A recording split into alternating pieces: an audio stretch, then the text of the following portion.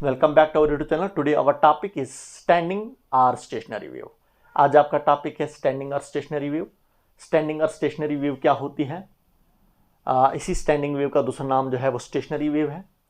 किस तरीके से हमारे पास स्टैंडिंग और स्टेशनरी वेव बनती है? When two sets of progressive wave of same type, अगर हमारे पास दो प्रोग्रेसिव वेव हैं, सेम टाइप की होंगी। सेम टाइप का मतलब हुआ उनका फ्रीक्वेंसी, उनका टाइम पीरियड, उनका एम्पलीट्यूड, उनकी स्पीड सेम होगी, but moving in opposite directions. अगर वो मूव करेंगे अपोजिट डायरेक्शन में, एक वेव यहाँ से जा रही है वहाँ के लिए और दूसरी वेव वहाँ से यहाँ के लिए आ रही है, अपोजिट डायरेक्शन में वो ट्रैवल कर रही है, सेम टाइप्स में, लेकिन सेम टाइप की लेकिन होंगी, वो सुपरिम्पोज करेंगे। सुपरिम्पोज विद एच अदर्स, वो क्या करेंगी? वो सुपरिम्पोज करेंगे। एक new set of waves is formed, एक नया सेट वेव्स का बनेगा, जिसको क्या कहा जाता है? स्टैंडिंग वेव कहा जाता है। क्योंकि ये स्टैंडिंग वेव जो बनती है वो एक कन्फाइंड रीजन में बनती है, एक रीजन में बनेगी। ये हमारे पास इसको हम प्रोग्रेस स्टैंडिंग वेव को प्रोग्रेसिव वेव नहीं कहेंगे हम।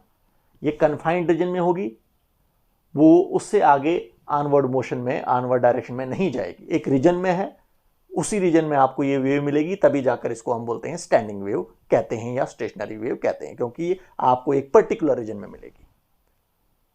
तो उसको क्या कहा जाता है? स्टैंडिंग वेव कहा जाता है। तो वही यहां पर लिखा है मैंने, when two sets of progressive wave of same type having same amplitude and same time period travelling opposite directions with same speed superimpose a new set of waves are formed. These are called stationary wave. इन्हीं को कहा जाता है stationery wave कहा जाता है। जब हमारे पास दो वेव्स होंगी, हमारे पास सेम टाइप की होंगी लेकिन अपोजिट डायरेक्शन में ट्रैवल करेंगी, और जब वो सुपरिम्पोज करेंगी एक नया सेट ऑफ वेव बनेगा, जिसको क्या कहा जाता है? That is known as stationary wave कहा जाता है। अब देखिए, इसकी एग्जांपल दूंगा आपको मैं। एक रस्सी आपके पास है, ये हमारे पास एक रस्सी है। इस रस्सी को दो एंड से हम बांध लेंगे, हम इस एंड से भी और इस एंड से भी हम बांध लेंगे, और इस रस्सी को ऐसे में पुल करूंगा नीचे के लिए और छोड़ दूंगा मैं। आपको इस तरीके के वो क्या मिलेंगे, या इस तरीके के क्या मिलेंगे, वो ये आपको लूप्स नजर आएंगे। जब इसको ऐसे छोड़ दूंगा मैं, या ऐसे ऊपर के लिए पुल करूंगा मैं, तो वेव ऐसे बनेगी, ऐसे ऐसे वेव बनेगी इसमें। इसको कहेंगे हम इंसिडेंट वेव। इंसिडेंट वेव जो यहां से निकलेगी ऐसे ऐसे और स्ट्राइक करेगी इस एंड पर, और जब इस एंड पर स्ट्राइक करेगी तो वहां से दूसरी वेव निकलेगी, ऐसे निकलेगी। इस वेव को क्या कहा जाता है? Reflected wave. रिफ्लेक्टेड वेव कहा जाता है। ऐसे ऐसे निकलेगी और स्ट्राइक करेगी इस एंड पर। ये दो वेव्स, एक तो ये इंसिडेंट वेव और दूसरी हो गई रिफ्लेक्टेड वेव। ये दो वेव जब मिलेंगी एक नया सेट वेव का आपको नजर आएगा। देखो आप किस तरीके का ये वेव आपको वेव्स नजर आएंगे। इसको क्या कहा जाता है? स्टेशनरी वेव कहा जाता है। इसलिए कहा जाता है स्टेशनरी वेव क्योंकि ये वेव्स आपको नजर आएंगी, ये स्टेशनरी वेव जो बनेगी ये कन्फाइंड रीजन में होंगी, यहां से लेकर यहां तक सिर्फ, इधर से आगे नहीं जाएंगी या इधर से इधर नहीं आएंगी। तो इस वेव को क्या कहा जाता है? That is known as stationary wave, because this stationary wave it is in confined region, ये कन्फाइंड रीजन में है। या कभी कभार आप देखते हो, आपके पास एक रस्सी है, इस रस्सी को ऐसे पुल करता हूं नीचे के लिए मैं, आपको ऐसा, आपको ये 8 शेप, एक लूप जैसा आपको नजर आएगा। ऐसे मैंने इसको पुल किया नीचे के लिए, जी पुल करूंगा नीचे के लिए तो इस तरीके का आपको ये 8 नजर आएगा। समझे आप? यहां पर अगर आप दिखाऊंगा मैं ऐसे, या ऊपर के लिए पुल करूंगा या नीचे के लिए पुल करूंगा, तो हमारे पास यहाँ पर जो है ये रस्सी ऐसे ऐसे बीच में वाइब्रेट करेगी, अबाउट द मीन पोजीशन ऐसे ऐसे वाइब्रेट करेगी। तो यहाँ पर हम कहेंगे, अगर वेव एक निकलेगी ऐसे यहाँ के लिए, और वहाँ से ये, इसको हम कहेंगे इंसिडेंट वेव, और वहाँ से जब वापस आएगी उसको कहेंगे रिफ्लेक्टेड वेव, और इस तरीके का आपको लूप नज़र आएगा। तो ये जो आपको जो नज़र आएगा, ये जो हमारे पास है, यहाँ पर भी आपके पास एक स्टैंडिंग वेव बन रही है, लेकिन इसमें आपको एक ही लूप नज़र आ रहा है। इसमें आपको 2 लूप्स नज़र आएंगे, इधर आपको 3 लूप्स नज़र आएंगे। तो ये जो आपको बन रही है, ये स्टैंडिंग वेव बन रही है। जैसे आपको मैं कहूँगा, जैसे आपके पास एक रस्सी है, ऐसे है रस्सी, इसको बीच में पुल करेंगे नीचे के लिए, और आपको इस तरीके का आपको ये लूप नज़र आएगा।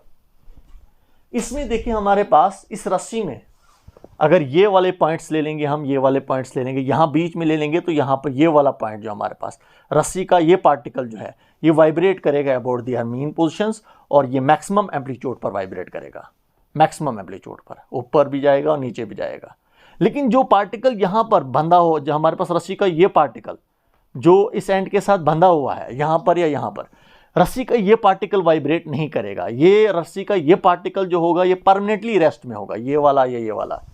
जो पार्टिकल्स परमानेंटली रेस्ट में होते हैं उन पॉइंट्स को क्या कहा जाता है, वो पॉइंट जहां पर पार्टिकल बिल्कुल रेस्ट में होते हैं उनको कहा जाता है नोड्स।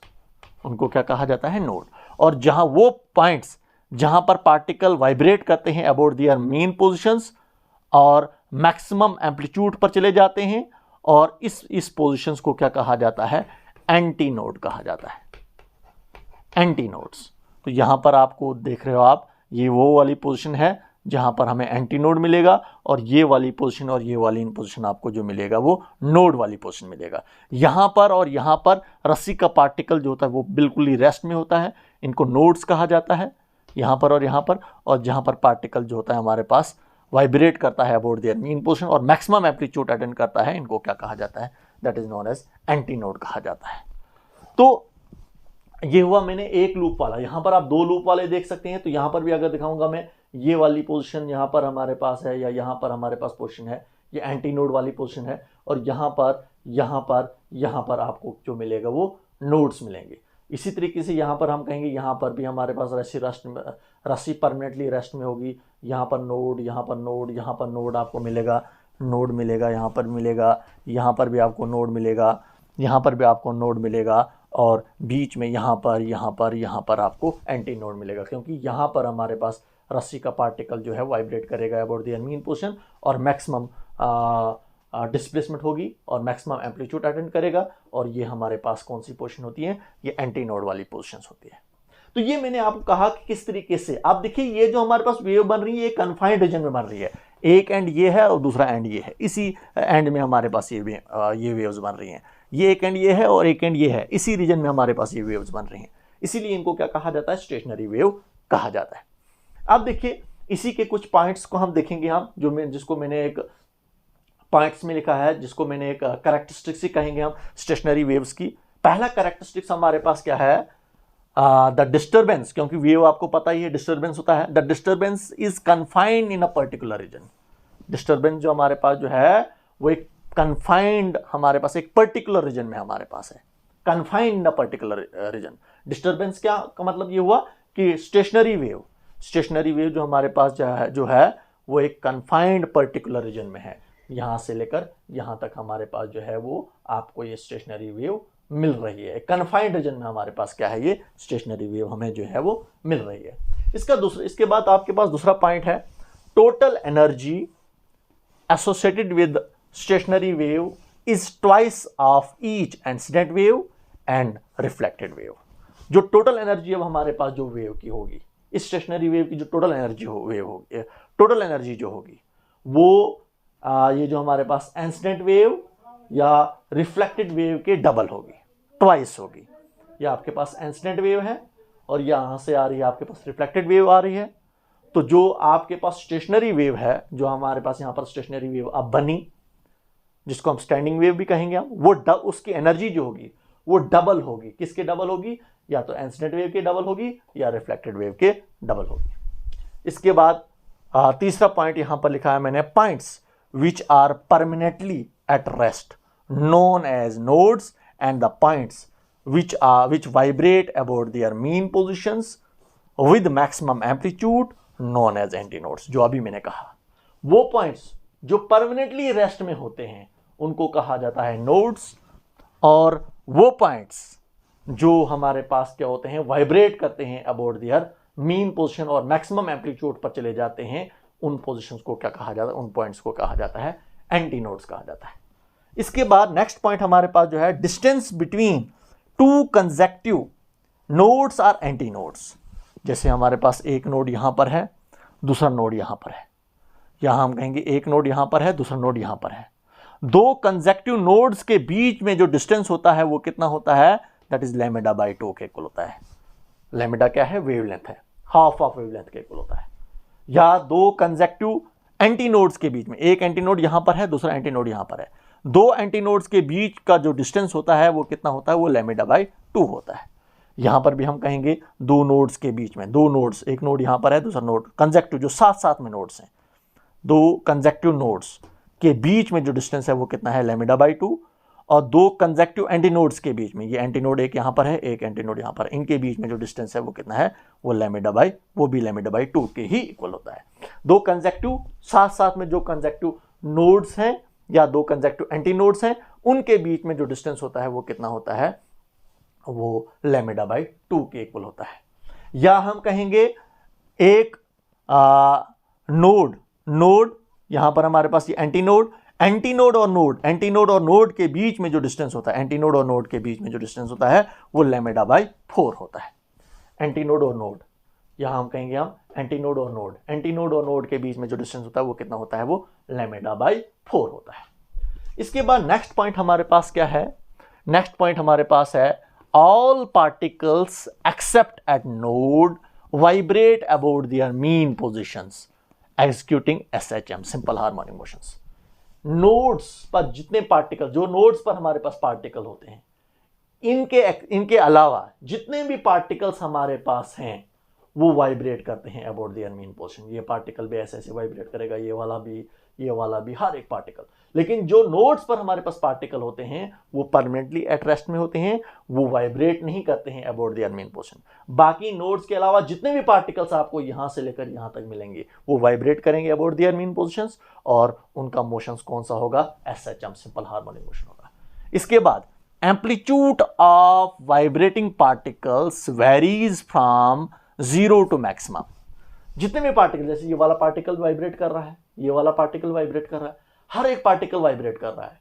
और जितना हमारे पास जो है, इसका मतलब देखिए यहां पर एंटीनोड्स पर पार्टिकल्स की मैक्सिमम डिस्प्लेसमेंट होती है और वहां पर मैक्सिमम एम्पलीट्यूड होता है। इसका मतलब एम्पलीट्यूड जो हमारे पास वाइब्रेटिंग पार्टिकल का, जो पार्टिकल वाइब्रेट करते हैं यहां पर, उन तमाम वाइब्रेटिंग पार्टिकल्स का एम्पलीट्यूड जो होगा वो वेरी करता है 0 से लेकर मैक्सिमम तक। इसका मतलब मिनिमम से लेकर मैक्सिमम तक। एंटीनोड्स पर एम्पलीट्यूड मैक्सिमम होगा और यहां पर नोड्स पर हमारे पास एम्पलीट्यूड क्या होगा, वो 0 होगा। तो 0 से लेकर मैक्सिमम, हमारे पास मैक्सिमम एम्पलीट्यूड तक हमारे पास पार्टिकल्स का एम्पलीट्यूड जो है वो वेरी करेगा 0 से लेकर मैक्सिमम तक। ये हुआ एम्पलीट्यूड। इसके बाद हमारे पास जो है no energy is transmitted among nodes. Energy जो हमारे पास जो होती है वो डिस्ट्रीब्यूट जो रहती है वो सिर्फ दो नोड्स के बीच में रहती है। हम कहेंगे सिर्फ यहां से लेकर यहां तक। एनर्जी अब ट्रांसफर नहीं होगी।